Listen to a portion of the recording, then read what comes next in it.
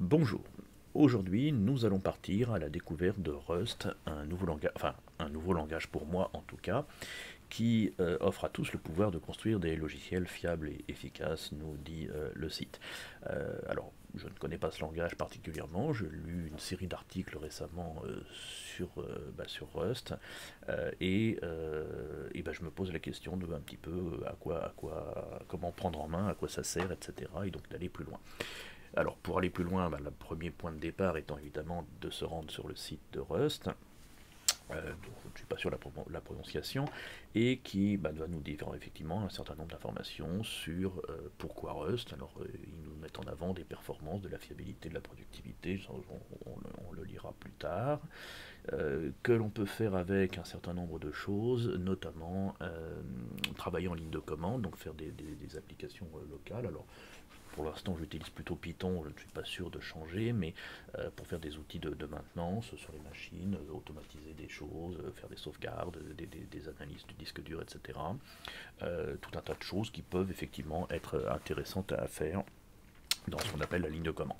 Le WebAssembly, qui était quelque chose d'un peu plus large et sur lequel on ne va pas se lancer évidemment aujourd'hui, qui va permettre d'utiliser du JavaScript un peu plus empaqueté, moderne, etc. Je reviendrai peut-être dans une vidéo ultérieure là-dessus. On peut travailler en réseau pour faire des choses sur le réseau, pas trop exactement. Il est taillé pour les services réseau. Embarqué dans du matériel. Alors il est utilisé en production par plein de gens, etc. Bon, on remercie plein de belles personnes, etc. Bon, très bien. En fouinant un peu plus, on a effectivement un onglet qui s'appelle Apprendre.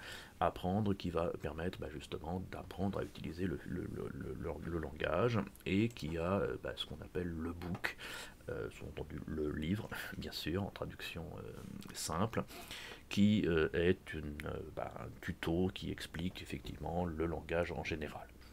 À la fin, vous aurez une solide compréhension du langage. Alors, je ne vais pas dérouler le book tout du long, mais évidemment, ça me semble, d'après ce que j'ai pu survoler, un, une bonne base de départ, qui a été traduit en français d'ailleurs, alors non officiellement semble-t-il, d'après ce qu'ils indiquent ici, mais de ce que j'ai pu survoler, c'est plutôt bien fait et on peut rentrer dedans assez facilement, à condition bien sûr d'avoir quelques notions de programmation, bien évidemment. Bon, y a de la doc, il y a de la ressource, hein, en gros, il y a énormément de choses, on peut même s'épanouir. Bon, j'aime beaucoup ce discours un peu marketing, mais peu importe. Il y a quelque chose dans les références, enfin bref, ici. Si, alors bien sûr, on va y aller un petit peu en mode, c'est un peu le format de cette série à la découverte. On va y aller un petit peu en mode en tâtonnage et évidemment on va suivre les étapes, alors de la documentation officielle ou pas, en partie en tout cas, et puis on va voir un petit peu jusqu'où on va aller dans un délai évidemment raisonnable, puisque on va pas forcément faire une vidéo de 10 heures, même si ce serait pas inintéressant sans doute, mais je n'ai pas 10 heures devant moi pour l'instant. Donc, alors, qu'est-ce qu'il nous dit? Alors, première chose évidemment à faire, c'est l'installation évidemment, qui nous permet d'installer le langage sur votre machine, sur notre machine, sur ma machine en l'occurrence. Peut-être zoomer un petit peu, oh c'est pas mal ça.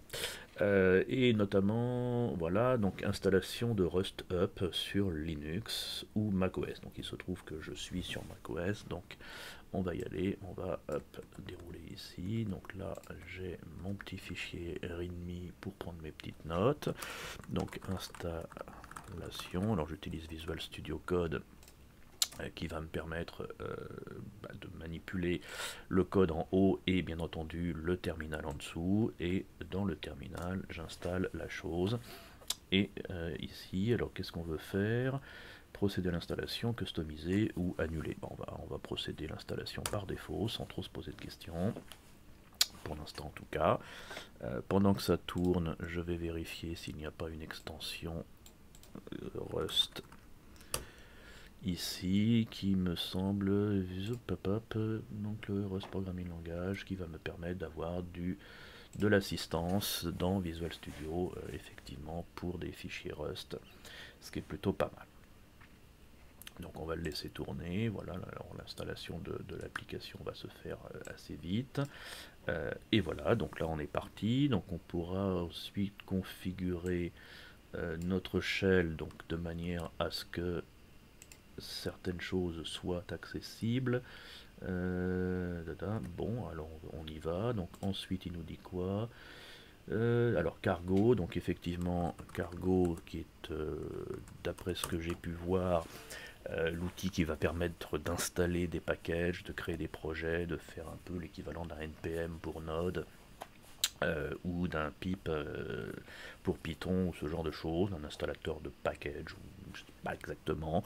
Bon, il nous demande de le faire, hop, on va le faire, c'est-à-dire le mettre accessible dans le pass, pour pouvoir effectivement l'utiliser correctement. Alors, est-ce que donc là on avait Cargo, Cargo, ok. Alors Cargo, voilà, donc système de compilation et de gestion de paquets, c'est ça. Alors, une fois qu'on a installé, qu'est-ce que nous dit la documentation? Il nous dit qu'on peut l'installer sous Windows, on peut le désinstaller, bon ça je verrai après. Je vais peut-être le mettre dans un coin à toutes fins utiles. Mise à jour, hop, parce que c'est toujours et uninstall. C'est toujours bien, j'aime bien faire ces petites fiches récapitulatives. Hop, comme ceci. Même si, bon, tout est à portée de main dans la doc officielle, hein, bien sûr, on va y aller. Dépannage, alors vérifier s'il est vérifié, s'il est installé, donc ça, évidemment, ça passe. Donc là, je suis sur la version 1.49. C'est donc que ça peut passer, donc Rust C étant évidemment l'exécuteur qui va nous permettre d'exécuter nos éléments. Donc, on va voir, c'est pas tout à fait ça d'ailleurs. Après il nous dit documentation locale, donc on a de la doc évidemment. Suivons, nous avons donc un dossier, donc on va créer un dossier projet, etc. Et ensuite à l'intérieur, nous allons créer un fichier avec une extension .rs. Alors pour éviter de zapper entre la doc évidemment, je vais passer en mode Visual Studio uniquement, mais je copie-collerai sans doute des éléments depuis mon élément d'à côté. Donc il nous conseille de créer un fichier, un dossier, moi je vais juste faire 2-3, si allons-y, allez hop, on va l'appeler 01 après tout, et à l'intérieur donc on crée un fichier main.rs, donc new file main.rs, et on a une petite icône Rust. Il nous veut dedans Rust not available, alors peut-être parce que j'ai lancé Visual Studio avant. On va faire une coupure, je relance et on va voir ce que ça donne. Alors Visual Studio m'a dit que certains composants n'étaient pas installés. Bon, je pense que c'est suite à mon installation de l'extension. Comme je n'avais pas lancé Rust, tout n'était pas installé. On ne peut pas trouver cargo.toml. Bon, je pense pas que ce soit très très gênant, ce qui est un peu l'équivalent du fichier package.json, c'est-à-dire qui va paramétrer un peu l'installation de notre Rust. On va tester comme ça et puis on va voir si ça nous gêne pour la suite. Alors, ils nous disent qu'effectivement, alors là on est assez proche du C, on a besoin d'une fonction qui s'appelle main, qui va être effectivement la fonction qui s'exécute automatiquement, semble-t-il, au moment de la création de notre fichier. Alors pour ça, println, donc pour afficher effectivement, il semblerait qu'il y ait un point d'exclamation derrière, on va zoomer un peu, println point d'exclamation, et on va lui mettre le bonjour monde, comme ceci, voilà. Alors, particularité de ce langage, c'est que c'est un langage dit compilé, c'est-à-dire qu'on va déjà se déplacer dans le dossier 01, que l'on doit utiliser notre code source, donc le main.rs, utiliser le Rust C pour main.rs, de manière à ce que lui crée un exécutable qui s'appelle main, qui est une version compilée de notre élément. Et si je fais ici, vous voyez qu'il m'a créé un fichier main que je peux maintenant lancer. Ce fichier est ce qu'on appelle donc un exécutable. Un point .exe sous Windows, enfin, il aurait créé un main.exe sous Windows. Mon fichier s'appelle main, je vais donc le devoir à chaque fois que j'ai besoin de tester ce que je fais, eh bien je dois le compiler de manière à le créer, et enfin le compiler de manière à créer l'exécutable, puis à l'exécuter. On n'est pas dans un langage de script comme Python, où il suffit de faire Python espace et le nom de notre fichier pour que ça s'exécute. Là, il faut vraiment passer par l'étape de compilation. Pour information, si je fais dire ici, vous voyez que mon fichier source fait 46 kg, par contre mon exécutable fait 383 kg. Bon, il a un peu grossi, mais du coup il devient effectivement exécutable, c'est-à-dire autonome, distribuable éventuellement sur d'autres machines. Alors, toujours dans la doc, ils nous introduisent la Cargo tout de suite. Donc Cargo, parce que Cargo va mettre en place un ensemble de choses qui peuvent nous servir. Donc là, je vais utiliser donc Cargo. Donc Cargo, qui est l'instruction qui va donc nous dire, alors donc Cargo, système de compilation, hein, voilà, je vais prendre quelques notes en même temps pour être un peu plus rigoureux, compilation et gestion de paquets de Rust, hein, c'est ça. Donc là, hop, gestion de paquets de Rust, hop, voilà, qui va donc nous permettre, alors les rustacés utilisent cet outil pour gérer des projets Rust, car Cargo s'occupe de nombreuses tâches pour vous, comme compiler votre code, télécharger les bibliothèques, etc. Bon, ça a l'air pas mal. Là encore, pour vérifier si ça fonctionne, hop, oui, alors là, peut-être pas, voilà, nous avons cargo-version, qui permettent de vérifier que l'installation fonctionne, bien sûr.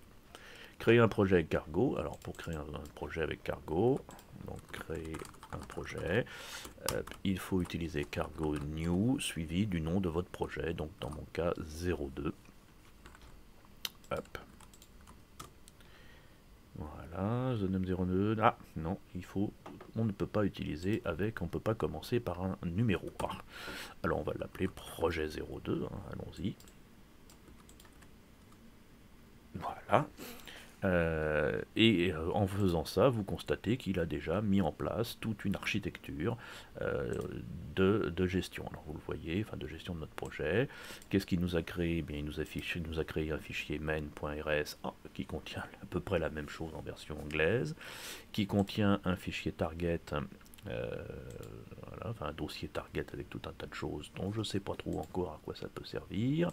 Il nous a surtout créé un fichier cargo.toml, alors .toml qui est le Tom's Obvious Minimal Language, donc qui a été inventé par Tom Preston Werner, l'un des fondateurs de GitHub en l'occurrence, qui est le fichier de configuration de notre projet, dont d'ailleurs il y a sans doute un toml langage support, qui va nous permettre de mettre un petit peu de couleur, j'imagine. On va voir si c'est le bon. Ah bah c'est quand même plus joli comme ça, même si ça ne change pas grand chose.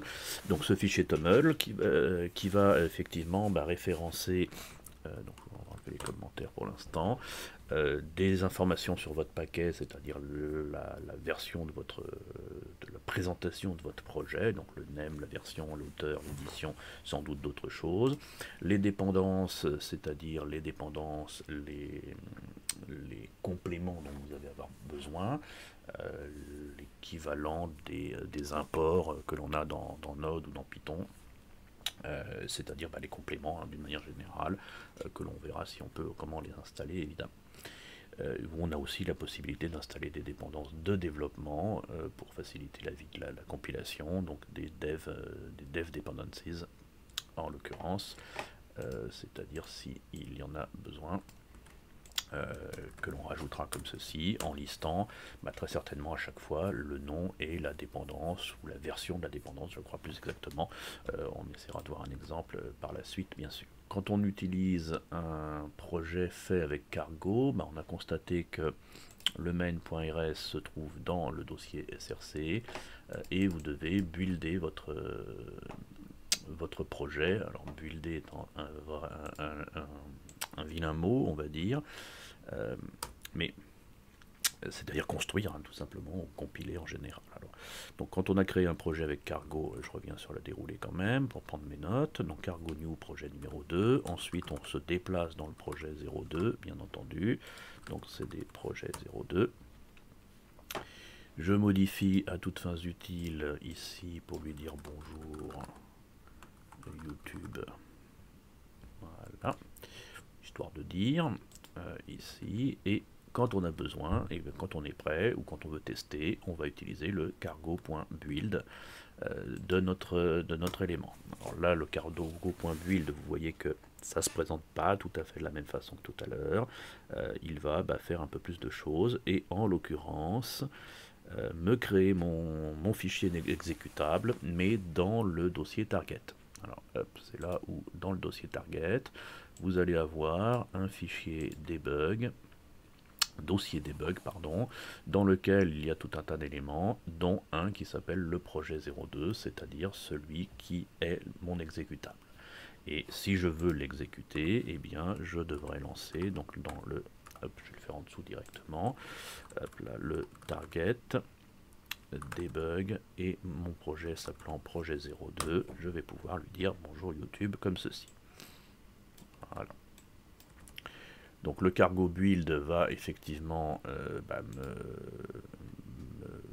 créer mon fichier et je pourrais l'utiliser. Ce qui est intéressant effectivement avec cargo, semble-t-il, c'est que vous pouvez utiliser le cargo run, c'est-à-dire il recompile et il exécute dans la foulée, ce qui est plutôt pas mal, effectivement, quand on est dans ce genre de langage compilé, de faire les deux en une seule phase. Bonjour YouTube, alors on va le dire bis, comme ceci, et là, clac, cargo run, et hop, bonjour YouTube bis, on est pas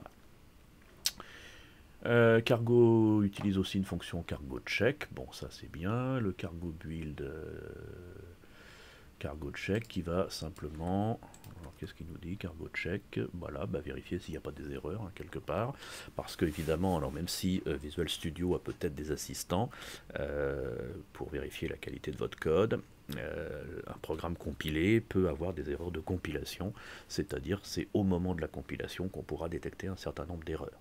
Donc le fait de faire cargo check va nous permettre sans doute de ne pas produire, alors c'est pas sans doute d'ailleurs, ils nous le disent dans la doc, il ne produit pas d'exécutable, il ne fait que compiler pour vérifier si tout va bien sans créer l'exécutable. Bon.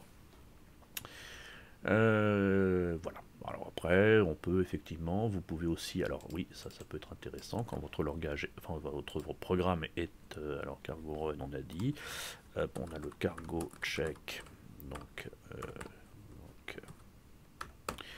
donc compiler, exécuter, compiler plus exécuter, compiler hop, sans créer d'exécutable, voilà. Et on a également, dernier élément, le cargo build release, donc créer une release, c'est-à-dire une version prête à être distribuée. Alors, quelle est la différence? C'est que là, il va nous le situer dans le dossier release. Bon, je ne sais pas trop exactement. Pour le compiler en l'optimisant, d'accord, ça c'est intéressant, qui vont rendre le code plus rapide à exécuter, mais rallonge le temps de compilation effectivement. D'accord. Donc en gros, c'est pour la version finale. Donc une release, version finale optimisée et distribuable, donc comme ceci. Bon, ça c'est plutôt bien pensé. Alors c'est plus long à créer, mais ce sera plus rapide à exécuter ici. Alors en termes de hop là, en termes de place, hop, je vais essayer de zoomer un petit peu, hop là ici. Donc on a le target, le release et le debug. on voit que, clac, clac, clac, mon projet 02 fait 383 en version distribuée, par contre il fait 388 en version debug. Bon, il n'y a rien dedans, bien entendu, mais il est légèrement plus petit, effectivement. Alors après, est-ce qu'il faut distribuer tout ce qui va avec, les dépendances, les builds, les exemples, etc. Je n'en sais strictement rien, mais pour aujourd'hui, c'est pas le propos, bien évidemment. Même si ça vaudrait le coup de se renseigner, bien sûr.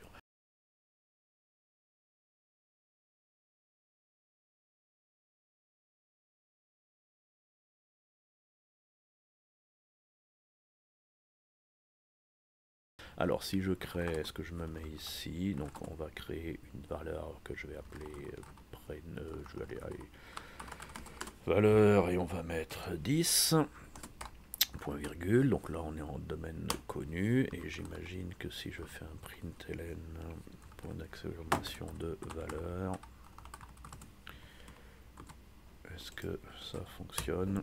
Plaf plaf, ah nous voyons avec une erreur de compilation, ça ne se passe pas comme ça. Bon, alors variable, comment imprime-t-on une variable? D'accord, donc pour imprimer une variable, on va utiliser effectivement, alors ça ressemble un peu à du Python à ce niveau-là, à savoir, donc valeur, et on met entre accolades ici, et lui ira glisser la valeur dans l'accolade ici.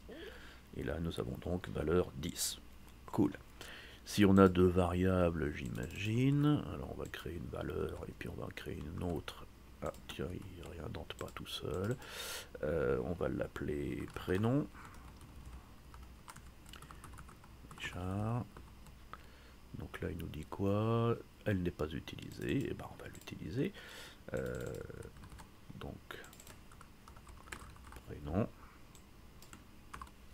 Et ma variable s'appelant prénom.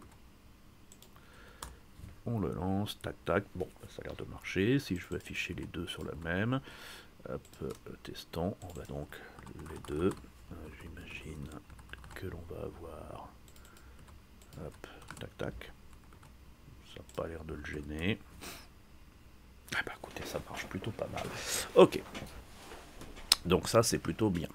Alors, particularité, il semblerait, oula, excusez-moi, que on ne peut que les variables en fait que l'on crée, donc let qui évoque du JavaScript peut-être pour certains. Imaginons que l'on veuille augmenter la valeur, typiquement je veux donc lui dire tiens hop ici donc valeur égale valeur plus 5. Est-ce que ça lui plaît? Ça n'a pas l'air. Hop, là, non, on ne peut pas. On ne peut pas. Voilà, les variables sont dites immutables, c'est-à-dire qu'on ne peut pas les changer. Immuables. On ne peut pas les changer à moins de le spécifier au départ.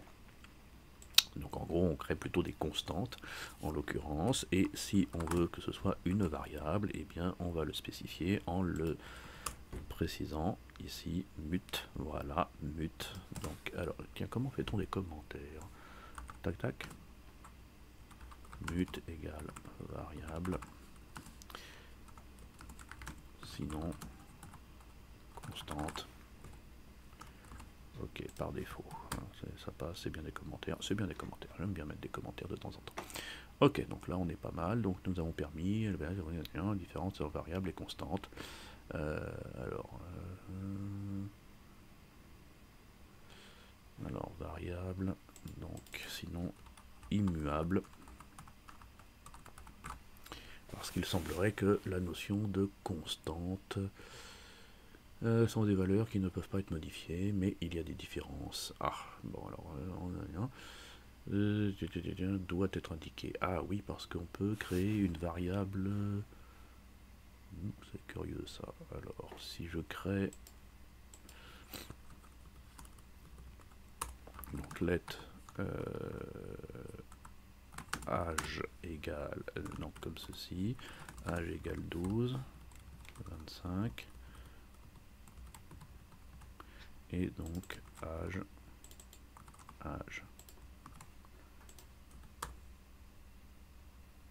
âge 25, d'accord. Et alors si je fais du coup âge égale âge plus 10, d'accord.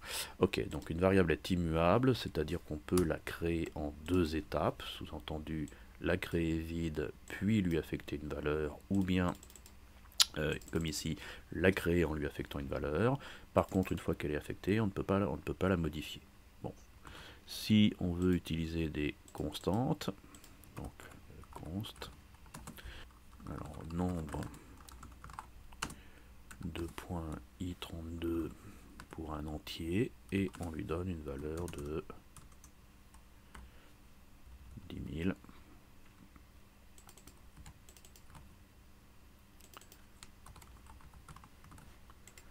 Et là, on a bien... Ah non, ça n'a pas l'air de lui plaire. Si, il y a le âge, never read. D'accord, alors là, tac, tac, tac. En gros, il a... On a effectivement créé une variable âge, on ne l'a pas utilisée. Donc il nous fait un warning pour nous dire que ça se fait pas trop ça. L'avantage de la compilation, c'est que très certainement la variable, même si on lui a créé une place dans la mémoire, a dû être supprimée au moment de la compilation, et donc c'est comme si elle n'avait jamais existé. Bon, pourquoi pas. Donc en création de constantes, semble-t-il, il faut préciser le type. Alors il y a un certain nombre de types, donc i32 correspondant à un entier 32 bits. Bon, il y a tout un tas de types de données évidemment, qui nous permettent de typer nos variables. Alors on le voit que pour certains, ça n'est pas forcément utile de le faire, mais on peut le faire, voilà, parce qu'on a ce qu'on appelle l'inférence de type, qui permet au compilateur de déduire le type des variables, en l'occurrence. Alors à partir du moment où il peut les déduire, c'est pas un problème. Le risque étant que si jamais elle est mutable, ben, on puisse la changer.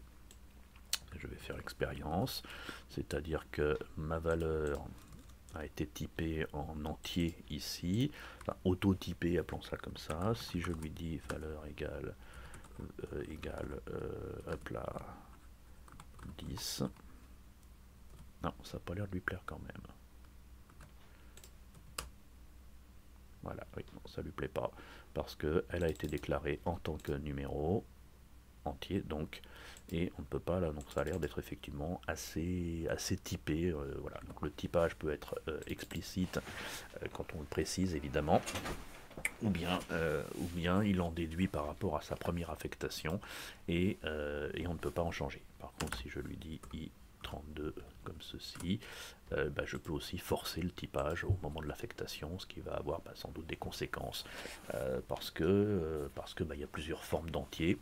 En mettant 10, il a dû en déduire que c'était un entier relativement petit, sans doute. Et en mettant 32, bien, on lui force à une certaine taille. Donc la doc nous explique tous les types de données. Est-ce qu'il y a un tableau récapitulatif dans la doc? Non. Elle a l'air assez grande. Hop, juste pour info. Parce que bon, voilà, nous avons effectivement sur les types entiers, bah, nous avons les i8, 16, 32, 64, 128 et plus sans doute, comme ceci, d'accord. Donc on peut comme ça bah, préciser effectivement le typage. Donc cette doc bah, nous dit que bah, vous avez le U32, vous avez le type scalaire, les nombres entiers, les nombres décimaux ou virgule flottante, donc des f quelque chose. On peut faire des opérations, bon, on est sur des choses relativement classiques, type booléen, effectivement, donc vous voyez qu'on peut le typer, vous voyez peut-être pas d'ailleurs, on peut le typer de manière effectivement explicite en lui précisant le type ou pas, effectivement ici. Bon, ok.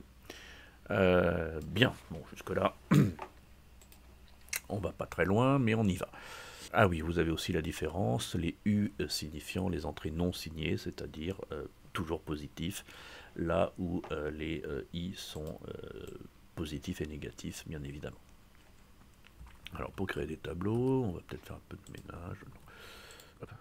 Donc là, mon lettrage, et on va faire ça, d'ailleurs, je ne sais pas trop si j'essaye d'afficher l'âge. Ah, ça n'a pas l'air de lui plaire. Plaf, effectivement, voilà, uninitialized. D'accord, variable uninitialized, donc on ne peut pas s'en servir tant qu'elle n'a pas été effectivement initialisée, sous-entendu affectée.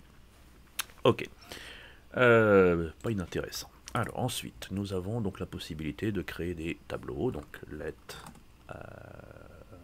nombre.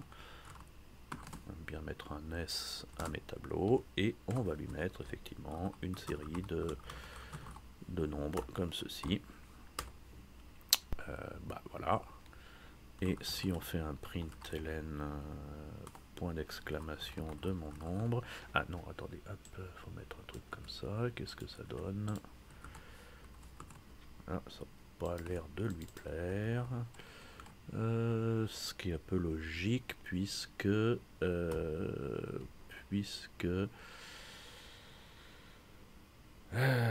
ça c'est un conteneur pour une seule variable et donc si on en veut mettre plusieurs, on va mettre deux points d'exclamation comme ceci. Alors ça donne quoi?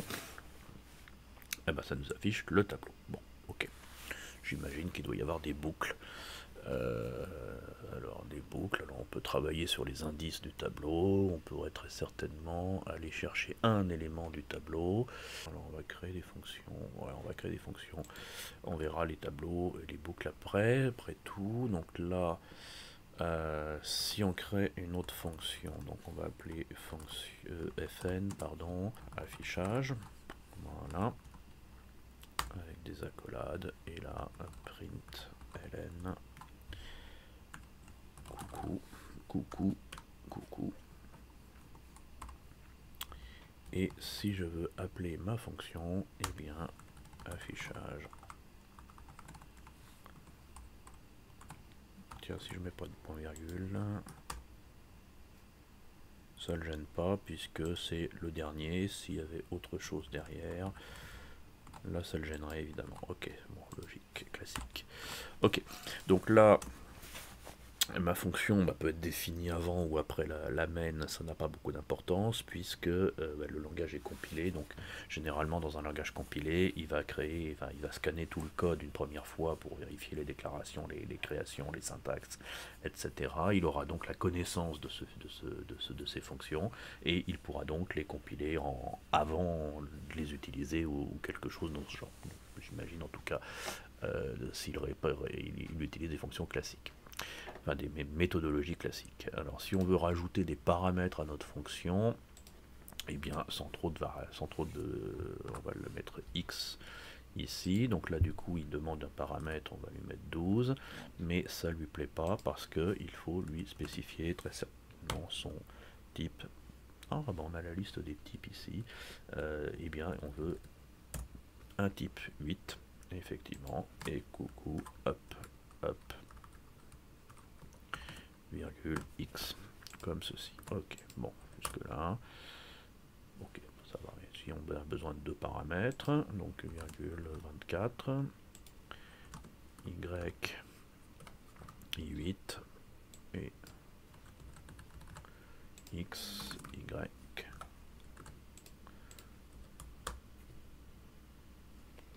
Ok, bon, c'est pas mal. Et si on fait x, y, ça sert à pas quelque chose? Ah non, ça peut l'air du plaire. Multiply overflow. Ah. Parce que ce sont des 8 ou parce que... Ah. Alors, men panic time. Oula, un multiply with overflow. Ah.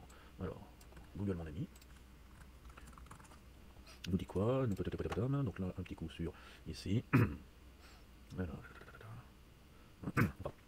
donc là, semble-t-il, il faut écrire Z. Z, on lui précisant 8, c'est-à-dire un nombre de 5, pardon, qui serait égal à x fois y, as 8, espace, et donc là, on fait le Z comme ceci. Alors, je vais en fait, on est sur les i, on a des u, évidemment, on a des i dans 2. Non plus, alors si on met un 108, non, ça ne veut pas forcément, il faut aussi de côté, tac, là, toujours pareil d'abord, dans la i comme Z, parenthèse projectile, x fois y, tac, tac, alors qu'est-ce qu'il me dit ça? En même temps, je suis sur rust.org,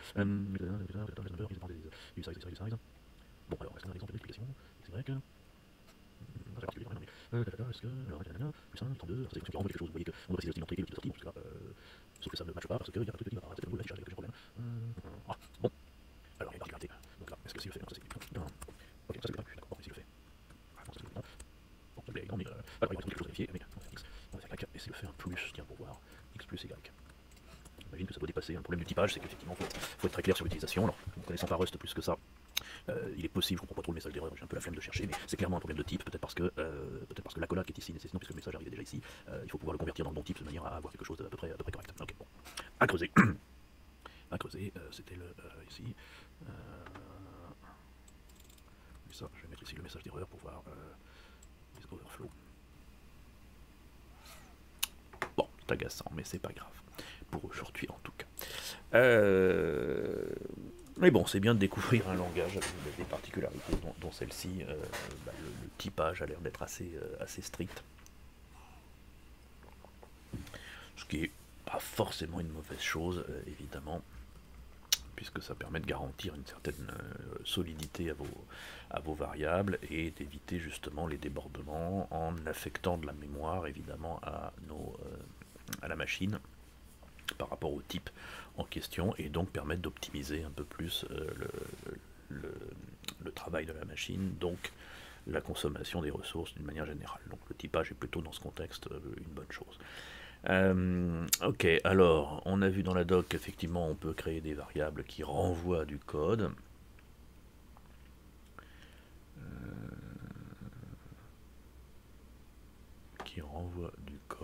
Alors typiquement, donc si je crée une variable, donc là let test mut égale 12.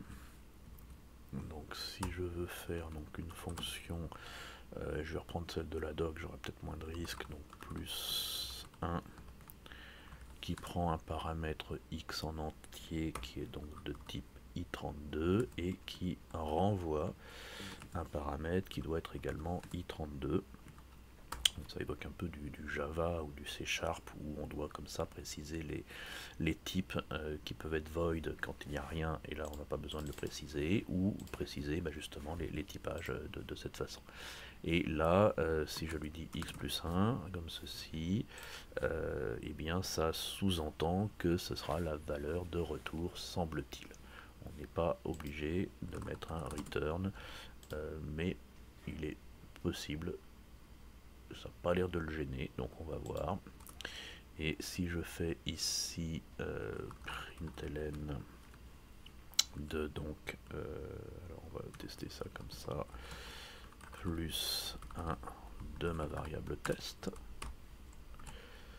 ça n'a pas l'air de l'embêter. 13. Est-ce que 12 plus 1 ça fait 13? Oui, on est pas mal. Là il m'embête parce qu'il me dit qu'elle n'a pas besoin d'être mutable puisque je ne la fais pas varier, effectivement. Donc il va assez loin dans la syntaxe, c'est pas mal, puisque je lui ai créé une variable mutable mais je ne la change pas. L'avantage d'un programme compilé comme ça. Alors effectivement je vais lui faire plaisir, on va faire test est égal à plus un test. Et du coup, on va passer comme ceci. Avec un point virgule, s'il vous plaît. Ah, on est pas mal. Et là, on compile 13. Oui. On s'y attendait un petit peu. Faire des boucles, ça peut être pas mal, effectivement. Boucle for. Alors, boucle for, si on veut, for i in 0, 10. Et on va donc afficher i.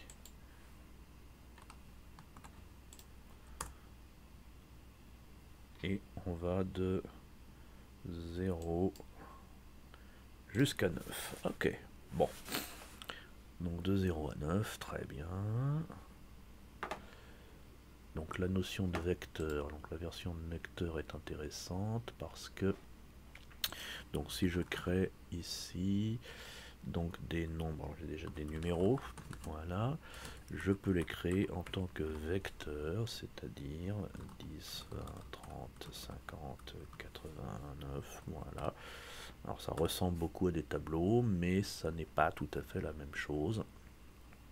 Je peux aussi les numéros .push, je crois avoir vu ça, 90. parce qu'elle doit être mutable certainement. Voilà.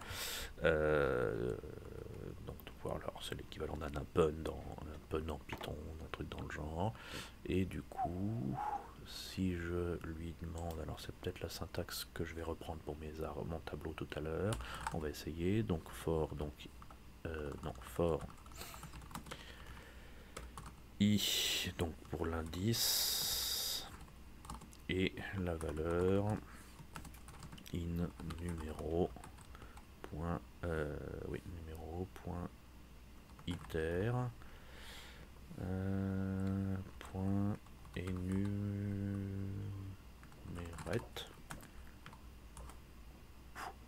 Et ben println, donc qui va nous permettre d'afficher donc deux choses, le i, l'indice et la valeur. Est-ce que ça fonctionne? Ouais, on est pas mal.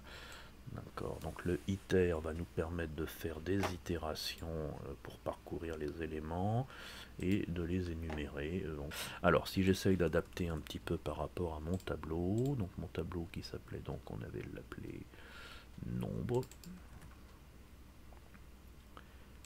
Donc si je fais, hop, on va copier-coller comme ça. Ah, ça a l'air de lui plaire ça. Oui, ça lui plaît. Il y avait quoi dans mes nombres? 12, machin chose. On retrouve bien mes indices. Ok. Donc là, on peut pouvoir les indices. Alors, si je ne veux que les valeurs... Non, ça n'a pas l'air de lui plaire. Par contre, le iter a l'air de lui plaire. Ok. Alors, attendez, parce que là, je vais peut-être garder les deux versions quand même. Donc si je ne veux que l'itération,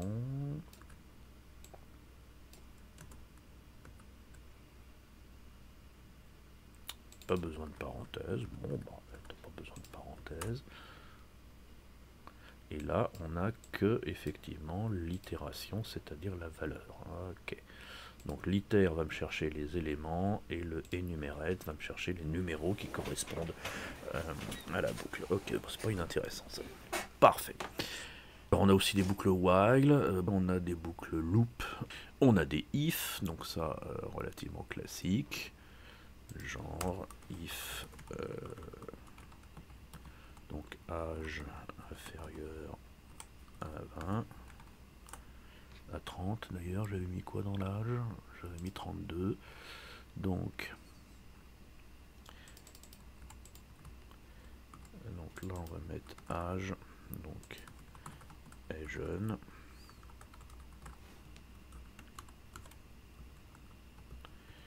et else est moins jeune, hein, restons, et donc là si tout va bien, hop hop, 32 est moins jeune, bon, ça fonctionne relativement classiquement aussi. Alors évidemment on peut créer des et, des ou, en mettant bah, par exemple et donc âge supérieur à 5, à 8, ou âge inférieur. J'improvise totalement de manière n'importe quoi, mais bon, d'un point de vue syntaxique c'est bon, d'un point de vue logique c'est du gros n'importe quoi, mais en gros on peut mettre des et, on peut mettre des ou, syntaxe proche du JavaScript en l'occurrence, on peut mettre des parenthèses et on peut comme ça combiner nos conditions, ce que je vais peut-être pas faire justement ici. Bon, d'accord.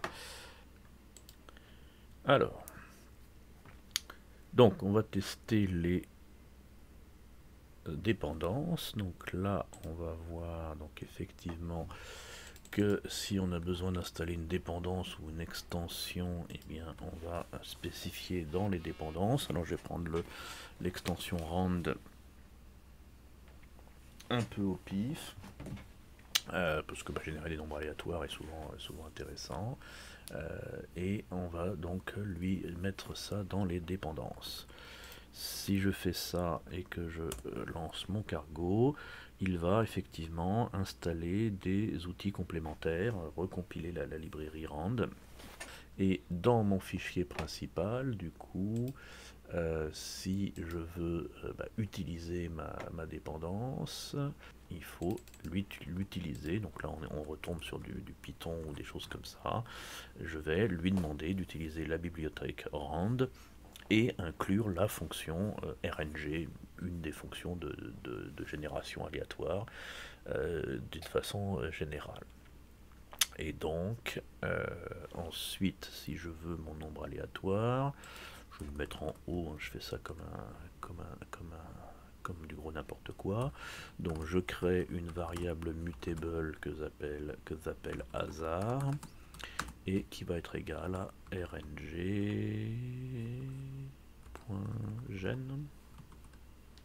rand, je l'ai appelé rng. Alors pourquoi ça lui plaît pas? RNG. Non, ça lui plaît pas alors. Avec un R majuscule? Non, c'est pas ça. Alors, je reprends mon exemple. Ah oui, d'abord, il faut initialiser. Donc, semble-t-il, je suis en train de lire la doc de la fonction rand en même temps.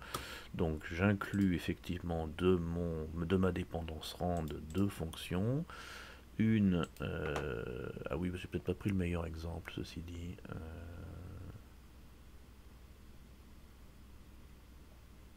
Ouais, ça a l'air d'être un peu particulier. Donc j'imagine que ça, il me faut un générateur. Donc le RNG est une variable qui va utiliser mon RNG. Et ensuite, je vais, voilà, qui va en gros ici. Et il faut le typer, semble-t-il. Voilà. Allez voir, je vais mettre dans une boucle pour générer comme ça plusieurs nombres au hasard. Donc je déclare ici. Je fais ensuite une boucle comme ceci.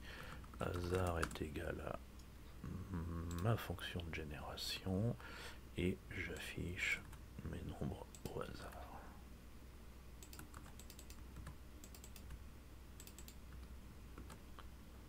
Comme ceci, i n'est pas utilisé. Bon, j'imagine que ça ne devrait pas le gêner. Hop là, et là nous avons, je les ai mis en tête évidemment. Hop, nous avons des nombres au hasard qui apparaissent. Alors ils sont en U32. On va peut-être déplacer tout le bloc à la fin pour y voir plus clair. Hop, voilà, comme ça je les aurai à la fin. Hop là. Donc ce sont des nombres assez longs puisque je les ai mis en U32. Est-ce que si je les mets en U8, on a des nombres plus petits? Ah, c'est pas mal. Donc lui doit servir effectivement à initialiser un générateur aléatoire ou quelque chose comme ça. Distribution standard. Et ensuite, on va puiser dans ce générateur pour récupérer des générations ultérieures. Sans doute d'autres façons de procéder. Docs.rs, dans lequel, en cherchant le rand, on va sur le rand ici et on a la doc du rand en question. Non.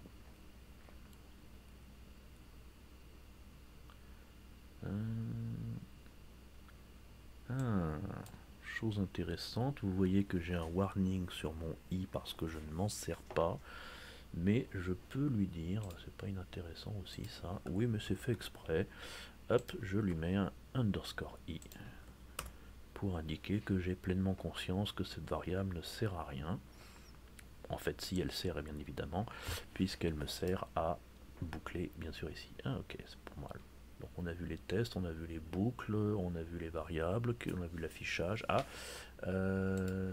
comment demander des valeurs à l'utilisateur? Tiens, ça pourrait être intéressant. Rust input.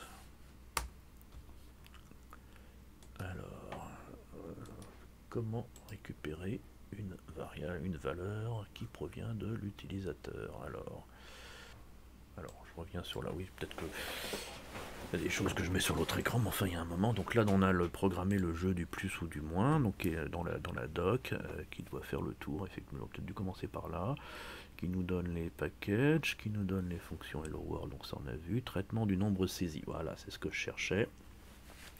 Donc pour ça, il nous faut mettre en place donc déjà une dépendance vers IO, c'est-à-dire input-output très certainement. Donc ça, on y va. Alors on voit qu'ils le mettent au-dessus effectivement. Un petit message à la fin, je vais me mettre à la fin puisque comme ça on le verra mieux dans la console. Un petit message, donc devinez le nombre. Alors on va plutôt faire ça. Entrer un nombre. Ensuite on crée une variable supposition qui sera de type nouvelle chaîne. Et ensuite ici on interroge le std in, donc les entrées standards.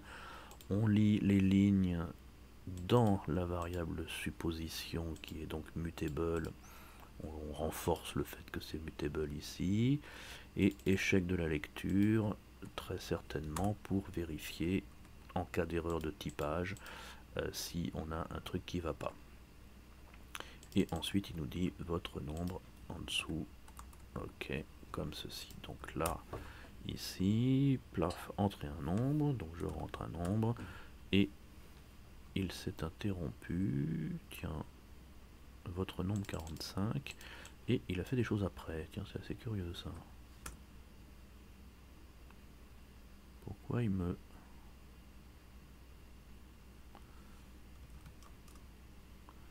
Pourquoi il continue après? Ah, parce que je l'ai mis dans ma fonction affichage. Hop, alors j'avais dit que je voulais le mettre après, mais effectivement, hop, je fais vraiment du code de n'importe quoi. Donc ma fonction main commence ici, s'arrête ici, et je me mets dans ma fonction main évidemment. Donc à la fin de mon code, effectivement j'ai mis mes fonctions en dessous, ce qui n'est pas une habitude que j'ai en principe, puisque dans mes langages habituels on déclare les fonctions avant de s'en servir. Je vais donc les déplacer pour les mettre au-dessus. Idéalement, on les mettrait dans un fichier extérieur. Donc là, je réexécute. J'ai donc les dépendances qui sont déclarées en tête. J'ai ensuite mes fonctions qui sont déclarées. On pourrait sans doute, si on voulait faire les choses propres, déclarer nos variables à ce stade.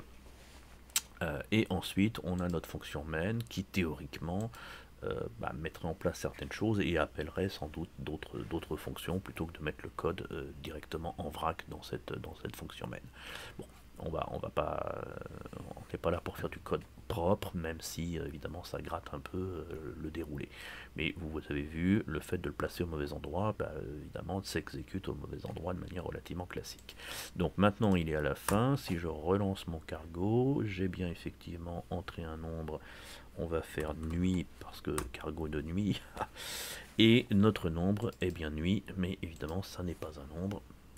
On est plutôt pas mal sur notre découverte de Rust, donc langage qui a l'air d'être assez, on va dire, robuste et agréable à utiliser. Il faudrait évidemment compléter mon expérimentation en travaillant par exemple sur des fichiers, des disques, des dossiers, mais ça supposerait que je prépare peut-être un petit peu la suite. Si vous voulez voir un deuxième épisode sur Rust qui manipulerait des fichiers, des bases de données, des choses comme ça, pourquoi pas, dans ce cas-là, précisez-le dans les commentaires. Et en attendant, eh bien, à très vite.